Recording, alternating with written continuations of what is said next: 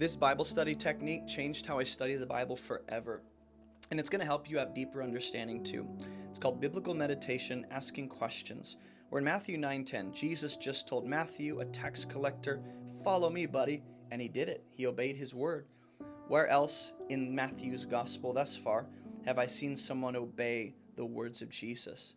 Like the storm or the unclean spirits or the paralytic in the last section. And as Jesus reclined at the table in the house, what would it mean for Jesus to be reclining at the table? It seems to note fellowship and sharing a meal.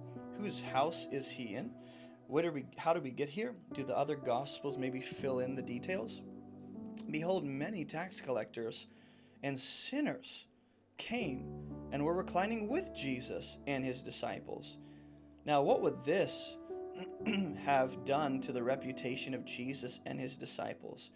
Why do tax collectors and sinners feel the freedom and the safety to come and enjoy a meal with Jesus in the house?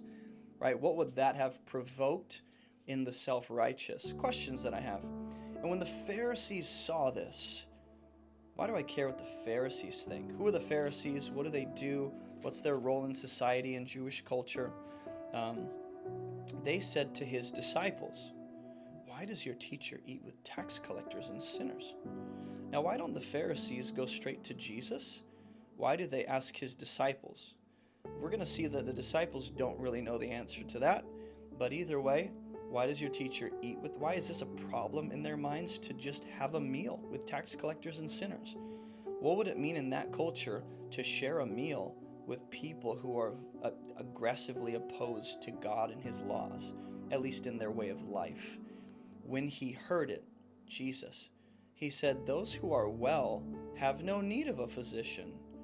Why are we talking about a physician and people who are well, but those who are sick? So we have people who are well, people who are sick, and a physician. In this kind of example, who's the physician? What does it mean to be well, and what does it mean to be sick? And how does this relate to the question they have about why Jesus eats with tax collectors and sinners? How is this explaining Jesus' reasoning and mission? Go and learn what this means. Oh man, apparently they need to learn something, and it relates to the physician coming for the sick, not for the healthy. Go and learn this. I desire mercy, not sacrifice. When I see quotations in the New Testament, that tells me this is an Old Testament quotation.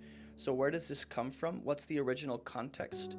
What's the original meaning and purpose of this statement in context? We'll tackle this in the next